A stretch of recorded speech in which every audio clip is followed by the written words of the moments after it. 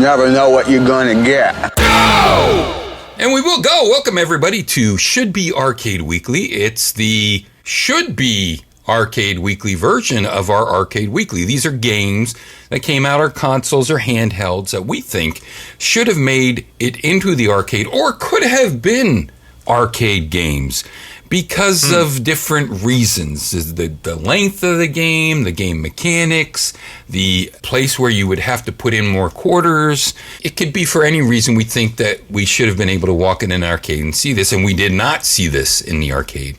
Last time we talked about Moondust. Before that we talked about the two Thunder games for the PC Engine TurboGrafx, and the first one that we started off with, which was Kid Dracula, which was a misfire.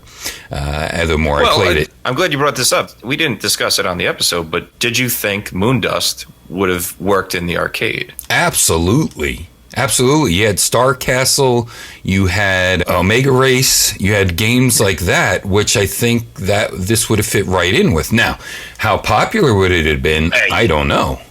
Right. If someone picked up on it and they said, look, this is how you do it, that might have been a huge hit for what was available during that time. I mean, Snake was playable in the arcade. Head On was playable in the arcade. So, who really knows? In 1983, I did mention Juno First.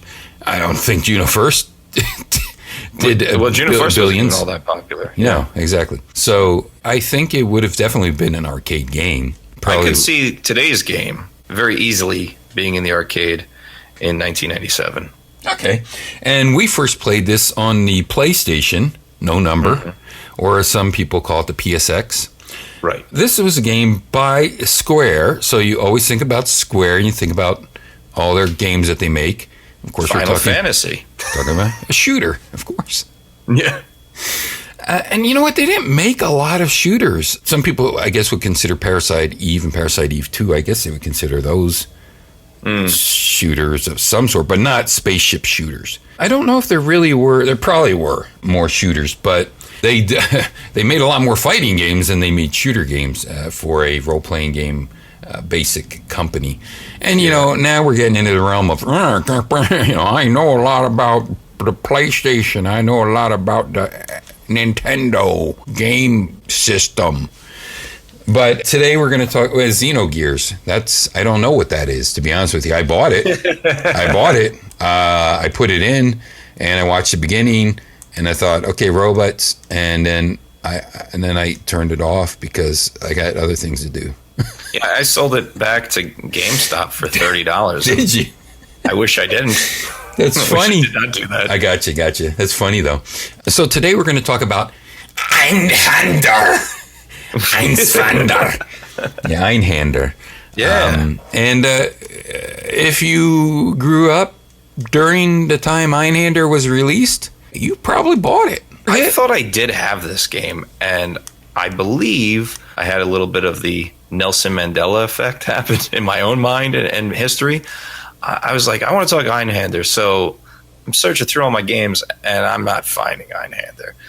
I don't think I sold it. I think what it was I remembered the demo disc that I received of Einhander, which was like the first level. And I just remember playing that a lot. And that's not all that surprising, because when I had the PlayStation, I had 2 magazine subscriptions where you would get a demo disc each month from right.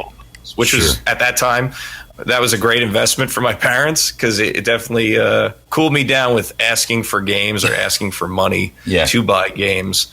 Doing that. I also remember, that was a very cool period of time where, you could get a Macworld magazine and there'd be a demo disc on there with 30 stupid little games. Oh, yeah. But they quench the thirst for gaming on the computer or the PlayStation in this case. Definitely. So, yes, that happened. So I was not going to buy this game for the North American release because it is stupidly expensive. It goes for about $100 used. Oh, my. Thankfully, I already dropped that $110 on a Japanese PlayStation 2 about a year ago. So I was able to pick up the Japanese version of Einhander for about $15. Oh, great, good. It came out in Japan in 97 and then in the States in 98. And if anyone listened to our show for a long time, you know I had the Japanese version the year before because that was the whole thing about the PlayStation. It's like, yeah, maybe I don't understand some words on some things, but it doesn't matter because you won't be playing this for another year. Something like this, a lot of English spoken text in the Japanese version. Definitely. A lot of English presentable. And the Japanese that's there, you really don't, you can muddle your way through it. We're not talking JRPG where you're talking to townsfolks and you got to learn kanji or anything like that. No, we're talking about a spaceship shooter called like, Einhander. Earth, moon, war, shoot. Yes. It's called Einhander, as we're told in the story, because of its unique shape, because it only has one hand and one arm. When you go to pick your weapons, it says hand one, certain gun, and then you can put something else in your hand too. Yes. Yeah. So it's I not don't just know. English that gets mangled by Japanese developers. It's German too. Zweihander. 22 Hander had 22 hands. I think that's what that means, 22. Or 12. I don't remember. It's been a long time for that. So we got a shooter here, and it starts out like, hey, I'm playing a side shooter. I'm playing a side-scrolling shooter with this weird-looking that Philip spaceship. K. Dick was involved with somehow. Okay. Blade Runner. Right, because it looks like a very dank, cush. No, it looks like a That's a different thing. yes. It looks like a very dank and dystopian future. Right. And you're going through cities, and then you go in space, and you go to the moon, and you go to different places. I love going to the moon. I like the fact that Square likes to go to the moon as well. And you're just going side-scrolling, and you're like, okay, it's polygon graphics, side-scrolling. I got this giant arm out the bottom of my regular-looking spaceship. And, okay, you're shooting a lot of different polygons that are coming at you, and they blow up, and they go down, and it's got great music and good sound effects. But then you take a little bit of a turn, and now you're going diagonally into the screen, into the future. You're going into the screen, and now you understand what sets Einhander apart, because it's a 3D shooter, but it's set up like a 2D shooter that sometimes acts like a viewpoint. Viewpoint is a good draw for this, or even going back to Zaxxon. Go back to Zaxxon. I don't want to get into making mechanics too much right now, but but because I did unfortunately say viewpoint and I said Zaxxon, Viewpoint came out for the Neo Geo, and it was an isometric view shooter, much like Zaxxon, except like in the last episode, we talked about the limitations of the hardware of C64. I'm glad you're touching on this. And I said sometimes you could push the limitations, but sometimes you want to pull back on everything that you could do with the system. And that's what Viewpoint did. Like Zaxxon is that and Super Zaxxon, not the easiest games to control. Some people were freaking brilliant at it. But even though I beat almost every shooter I've ever played, except for the very end of Aldanis, I don't know why it gets incredibly difficult. But anyway, Viewpoint is where they pulled back. They limited your ability to go up, down, all around, and, zippity-doo-dah, know where you're at, know where you're not at. They put a ceiling on it. They put a cap on it. And that's what made, in my opinion, Viewpoint superior, not just because it looked like rendered graphics and everything else. They're both completely different games, I think. So I don't really want to compare them, but that's how you made that style of isometric game better, is by putting caps on it. So that's all I wanted to bring up. I didn't want to get too much into making mechanics, but that's what you're getting here. You're getting side-scrolling shooter, you're getting isometric view shooter, you're getting all different types of things to show you what you can stay on rails with, but get fancy with and interesting with. 1997 was an interesting year because everyone thought the future was polygons, so you saw a lot of people abandon sprite work or sprite artwork. And in the 16-bit era, Squaresoft was synonymous with beautiful sprite artwork. I think it's interesting that, as you touched on, they were aware of the limitations of the system, but also wanted to feel contemporary, so they made a 2D, 2.5D, and at points 3D shooter that worked within the limitations of the machine and also gave a graphical presentation that I believe, at least to me, still holds up today because of the abstract feel of these ships. Sony is so hot on making God of War HD edition. Oh, this is the part where we sound like old men again, right? No. No, not at all. Shadow of Colossus HD version. Now, Shadow of Colossus HD 4K version. Right. And they're so hip on just taking these games and just adding some buffers or adding some type of thing that makes it look almost contemporary, because these are great games. That's what Einhander needs. Einhander needs that just slight HD upgrade. And you have, because when you play now, it's jaggy. It's jaggy as all hell. Oh, yeah. I agree with that. So, and that's what I was getting to, is it's very much like, 15 polygons floating around the screen. I think that's because we've exhausted going back to the 8-bit era and the 16-bit era. I think a game like this, or a game like Virtua Fighter, well, I guess Virtua Fighter was, again, another example of utilizing the limitations of the machine to its fullest. Yeah. I think you're going to start to see a nostalgia, at least I did, with a game that looks this way. What I would like you're touching on with an HD remix, maybe in the correct aspect ratio for flat screen television, or not as jaggy, so that it is still very angular, polygonal, but the edges aren't so rough. It's smoother edges. But I didn't mind the visual presentation now. See, I always draw the distinction with the first Virtua Fighter. I think that because they kept it very simple and allowed the shading to happen naturally and didn't try to put on a lot of bitmaps like Tekken or things like that, or like Virtua Fighter 2 or Virtua Fighter 9 or Virtua Fighter 103 Alpha X, Y, Z, Beta 9. Versus Capcom. Exactly. Versus Disney. I think that the original Virtua Fighter holds up because it's perfect for what the system could handle. And I don't think it's not, oh my God, I just had Fight for Life flash into my mind. I think I'm gonna have a stroke. I'm having a stroke. Friends, if you want to have a good laugh, just look for a YouTube video. By the way, let's go on a completely different tangent right now for 1 second. Let's do it. Oprah, please make something like YouTube and Facebook, because YouTube sucks balls now. You gotta watch 2 goddamn fucking stupid commercials and then see a shitty video that has your commercials, not even for the people that are doing the shows. It's just for YouTube's money. And now they want you to pay $30 a month to do whatever, watching, I don't know, hockey and shit. And, fuck you, YouTube. Yeah. And taking away my monetization? God damn it. I don't think I made $5 over my entire time. Why the hell are you taking away my $5? Right. Fuck and you. Hey, YouTubers, stop starting your videos with, hey guys. Hey guys. Hey guys. Hey guys. Make sure you click that bell and the button subscribe below. Oh my God. Do you think we don't know to fucking subscribe and give you a thumbs up? Christ. By the way, please subscribe, leave comments for this show.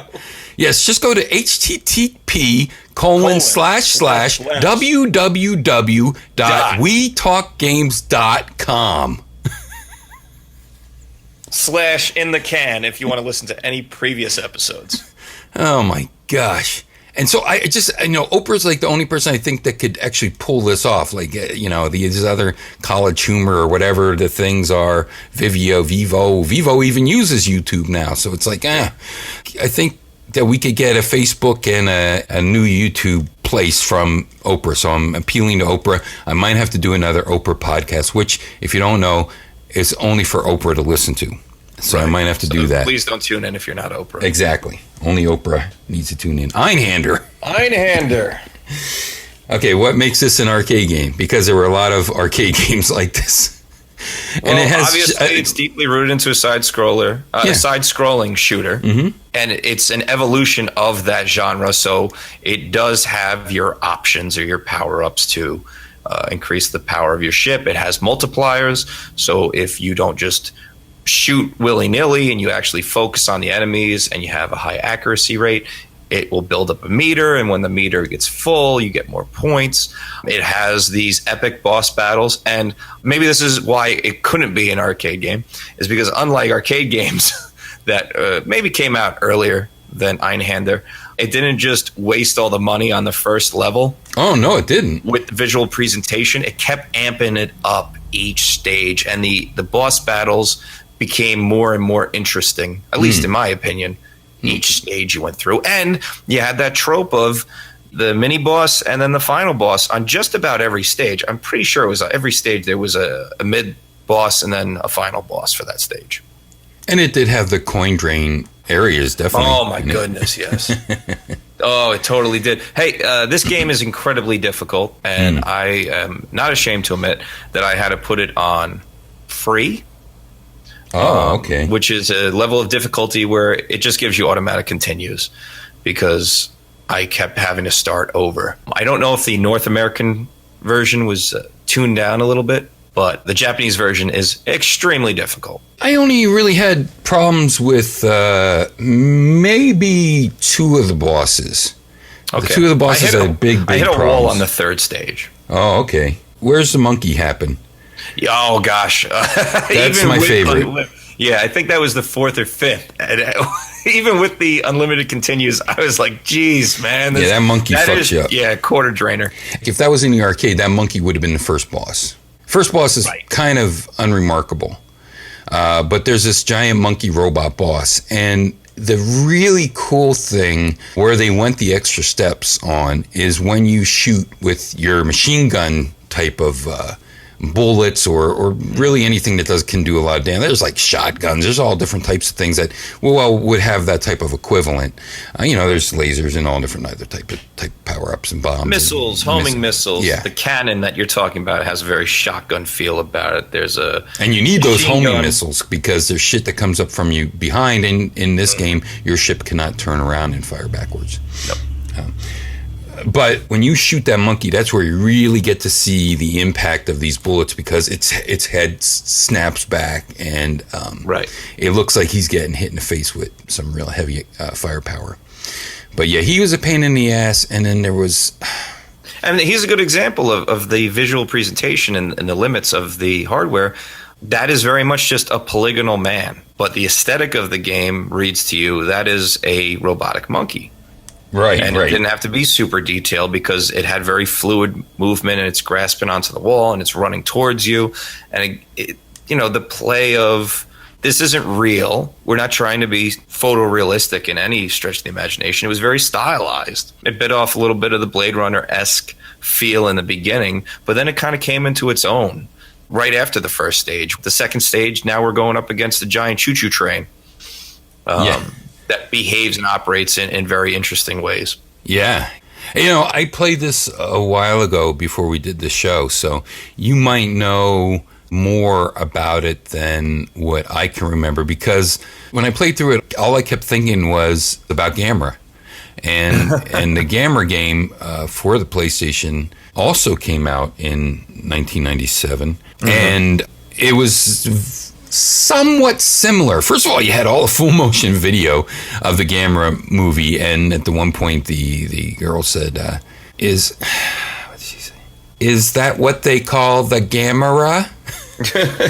So Gamera's in it, but you're a spaceship, and you're flying alongside Gamera, and it changes from all these different types of views. However, it's more like a Panzer Dragoon, Panzer Dragoon 2, where you lock all your missiles on and you sort of have that scooping element of going from the side. But because Einhander came out at the same time as this, I associate it more with Einhander, and because I love frickin' Gamera, it's really cool to see Gamera flying next to you in his curled up form, and then you fight. I think you fight Gauss. I'm not sure.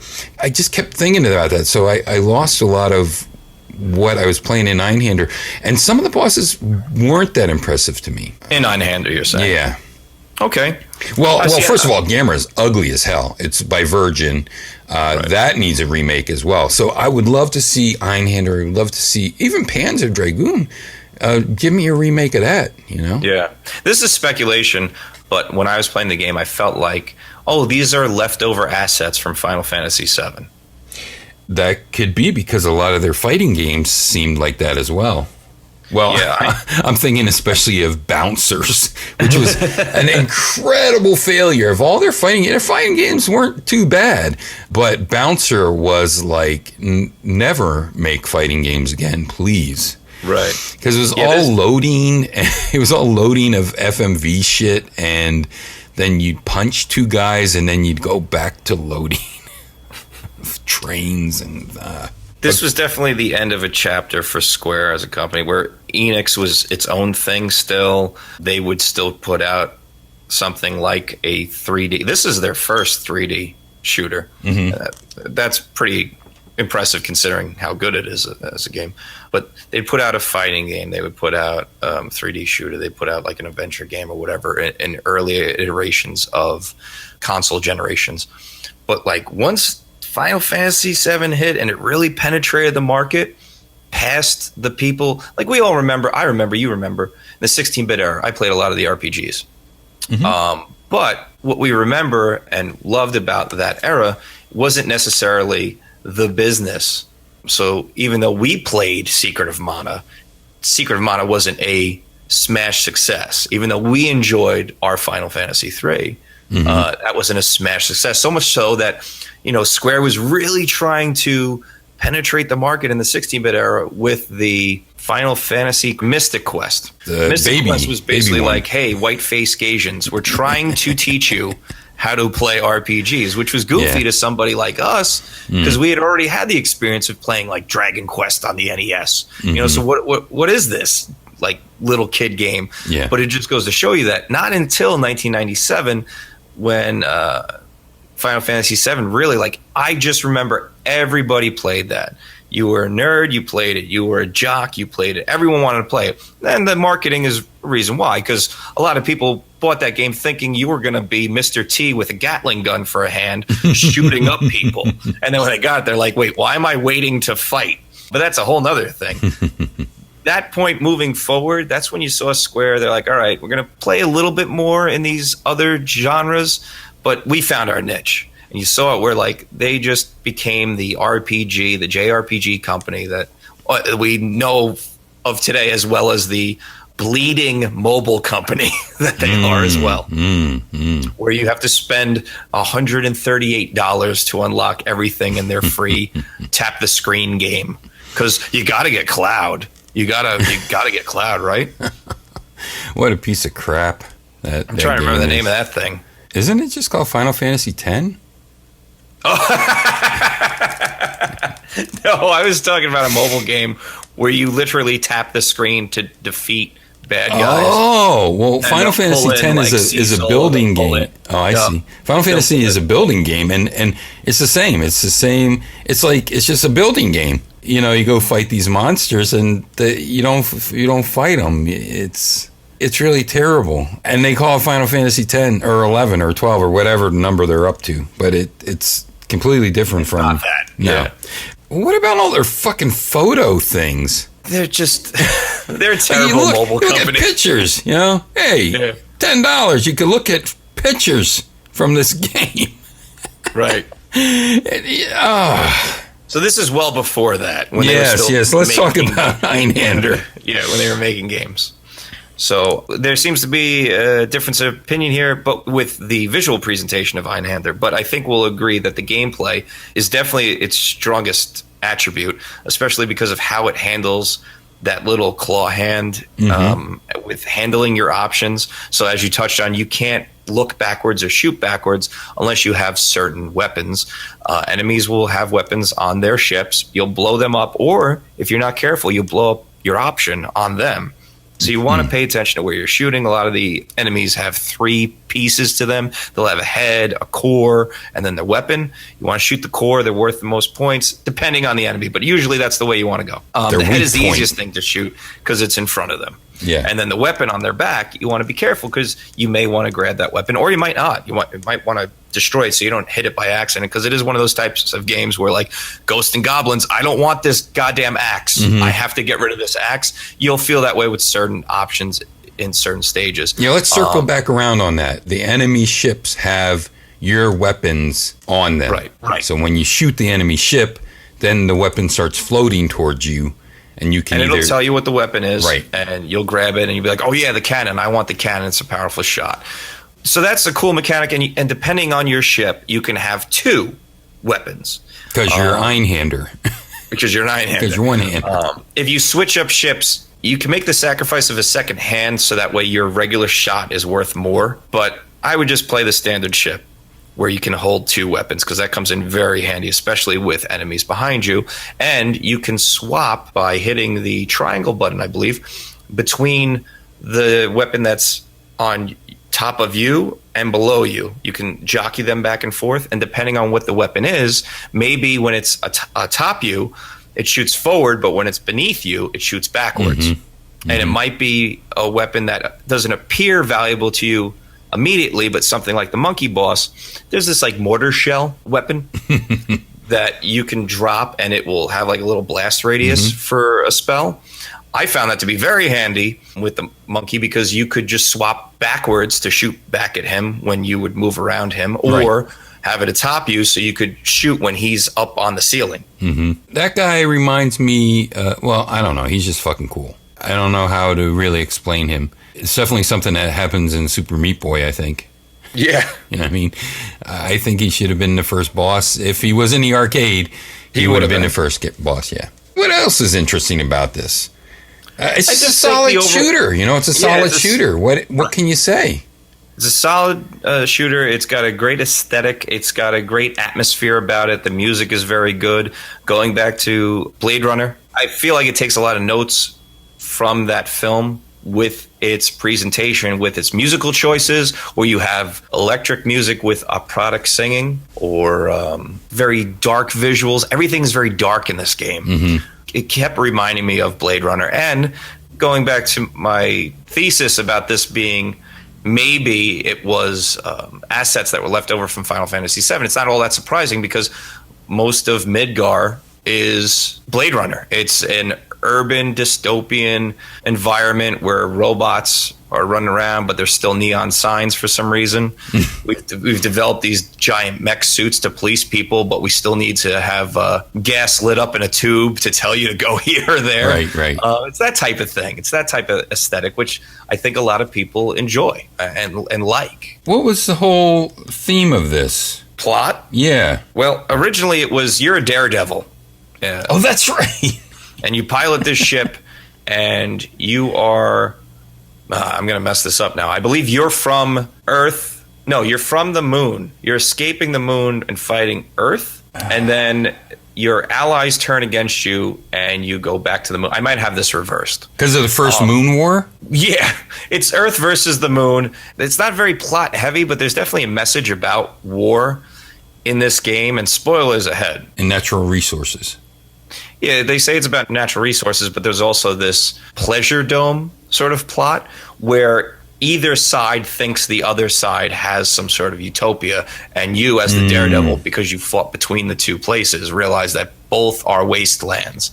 And so it isn't in the interest of the people to continue this war, because they're just killing one another for the interest of a very few. The scroll towards the end, where it has that moment of, this isn't even my final form. Well, this isn't even the end of the game. You think it is. Right. But then it's like, well, 1 month later, you're doing this. And it's a very, it's one stage, but it was a cool thing where it's it like. Was. And that's a hard boss.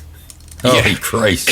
You essentially get woke, as the kids say. Yeah. And you're like, hey, this is all nonsense. I need to stop this war between these two factions, so the people realize that it's just the people at the top perpetuating this war because that is their interest. It's not the interest of the common man. And then the pilot gets no credit, and he's erased from the history books. He's only known as Einhander. Yeah, that's rewriting history by the winners, who was everybody, I guess. Yeah. Humanity were the winners in this. Humanity won, and the person that made it happen, because he was a rebel, maybe, or a daredevil. He was Daredevil. Like Hooper, Burt Reynolds in Hooper. That's a kind of neat thing, neat storyline, especially for a shooter. And it makes sense. It's not really just weirdo stuff. No. But there's nothing that tells you this is a Square game except for the fact that it's very high quality. It's a high quality game, as they were back then. And it's just a solid shooter, solid spaceship shooter with a lot of cool bosses, a lot of cool play mechanics. Does it get into the bullet hell range? I think it's more accuracy. Yeah, definitely accuracy, because the little baddies are destroyed fairly easily, like a bullet hell, but they're not always shooting at you. Sometimes they just flood the screen and you have to thread the needle with them. Yeah. So I think it's more like a standard shooter, but the whole thing kicks off into being unique that first time you take that first corner. Yep. And start going especially towards when you're shooting back. down the neon signs, as I was describing. Exactly. Yeah, for no reason. No points, no nothing. Other than it's just cool. Yeah. So, Einhander. I wish there was a Einhander, and I wish that... you got that HD remix. I wish we had the HD remake. Yeah, exactly. I don't want you to change anything, just like they didn't change anything in the first two God of Wars. They didn't change anything in Eco. Out of the Colossus, yeah. Just polish it up, I guess. Yeah, and I don't disagree with that. I'd appreciate it. Just a polished up version of this, sure. Let's talk about... Really quickly, Guys, Tobal number 1, Tobal number 2, Bushido Blade, one of your favorites, Bushido Blade 2. Was there a Bushido Blade 3? I don't believe so. I do remember 2. I had both, 1 and 2. I enjoyed 2 very much. And again, that was a very interesting take on the fighting game genre. And 2 still worked with the 2 TVs, and I think it did. I'd have to go back and try to play them. I know the first one, I did that many times. And then as I talked about the Bouncer, which was unfortunately pretty stinky as I remember it. They made pretty many fighting games, and they're pretty good. I have to go back to the Bouncer just to see how bad it was, but that was PS2. But you know what? I when I was digging through my PS1 games and my PS2 games, I was like, holy crap! This is like as many as, arcade games, we have thousands and thousands, but PS2 had crazy amount of games. Amount of games. We could easily do We Talk PS2. I don't think I would want to, because the games are too long. It wouldn't fit. And there's a lot of bad. There is a lot of bad. There's a lot of bad. And it's not like funny bad. It's just bad. Right. Yeah. It's no Wall Street. Let's just put it that way. Okay, so here comes the part of the show that we invented last time we did the Should Be Arcade Weekly. It's called This Is Not Your Daddy's... Just like the popular one, which is the only one I can think of. This is Not Your Daddy's Batmobile, back when the Batman Returns movie came out, which was an awesome Batmobile. And then they made some type of rocket, Evel Knievel Sky Cycle. Some guy who lives like 10 minutes... Oh, I'm sorry. Happen. Make it happen. Oh, some guy who lives like 10 minutes away from me has a perfect replica of the 66 Batmobile. Well, then, now see, that's awesome. Yeah, it is awesome. That's closer to the Batmobile of comics. You see fucking Batman jumping a Sky Cycle on the front of it. Exactly. You see Batman jumping the Snake River Canyon and pulling the parachute right away. So This Is Not Your Daddy's Whatever, based on the game Einhander. I think mine's going to be pretty obvious. Okay. You want to go first this time? Because I didn't go first last time. Oh, okay. I hope I don't steal yours. I did go first last time, I mean. You did go first last time. Okay. That's it. This ain't your daddy's Gradius. Oh, that's because it feels very much like an evolutionary track for a game like Gradius. Not like, Gradius Legions. No. Gradius. Okay. Not Life Force. No, Life Force. Same. Salamander. Same game. Okay, here's mine. This is not your daddy's one-hand pump action. Oh, goodness. Well, what else do you do? Smearing his moon seed everywhere. What else do you do with one hand, Einhand? Okay, everybody. Hey, thanks for joining us. Oh, when's the festival? August 11th, August 12th, Saturday and Sunday. Be at the Long Island Retro Gaming Expo in Garden City, New York. expo.liretro.com. We have a panel Saturday, late morning into the early afternoon. Check out the website and all the great things happening there. This event keeps getting better every year, keeps growing every year. It's a lot of fun. I can't wait to get back. Right on. Hey, I hope that you like us. Stay tuned for more summer programming and some experimental shows, and we hope that you like us. Bye-bye. I miss Eric. Eric Alex. Yeah, Eric Alex.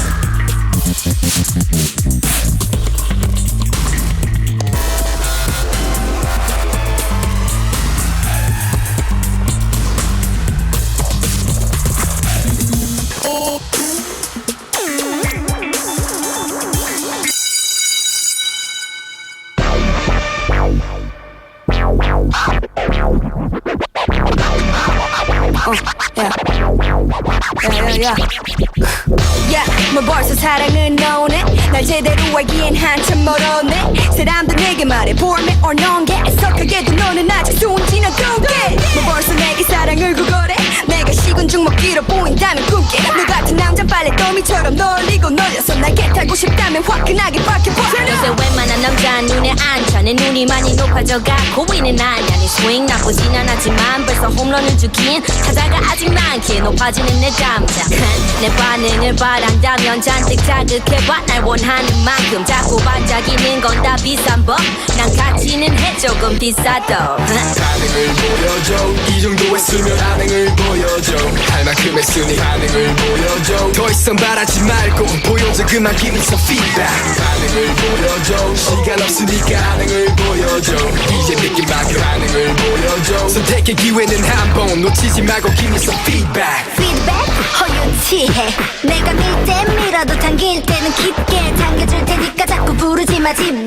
난 아니거든 네 주머니 속 기집애 혼자 불끈거리는 건 나중에 불끈 다음에 넌 지금 덜 익은 걸 서두르지 말고 그냥 잡고 있어 다시 말하지만 지워줘 그 나쁜 손 그래 처음에는 그런 뻔뻔함에 반해 좀 만나줬어 근데 내가 그렇게 만만해 미놓기 위해선 요구되는 인내 스테어드스로 읽기도 쉽네 You know about that 누나가 하나 알려줄게 한 번만 보면 한 번만 찾는 애들은 없네 애송이들은 절대 몰라 이거 신세계 나란 산의 꼭대기에 다 와서 또 해봐 더 세게 반응을 보여줘 이 정도 했으면 반응을 보여줘 할 만큼 했으니 반응을 보여줘 더 이상 바라지 말고 보여줘 그만 give me some feedback 반응을 보여줘 시간 없으니까 반응을 보여줘 이제 느낌만큼 반응을 보여줘 선택의 기회는 한 번 놓치지 말고 give me some feedback 네가 뭔데 지금 뭐가 보고 싶은 건데 넌 계속 애가 타겠지 내가 시동 걸면 칭얼대나 내가 타겠지 네가 뭔데 지금 뭐가 보고 싶은 건데 넌 계속 애가 타겠지 내가 시동 걸면 옆자리 애가 타겠지 반응을 보여줘 이 정도 했으면 반응을 보여줘 할 만큼 했으니 반응을 보여줘 더 이상 바라지 말고 보여줘 그만 give me some feedback 반응을 보여줘 시간 없으니까 반응을 보여줘 이제 느낌만큼 반응을 보여줘 선택의 기회는 한 번 놓치지 말고 give me some feedback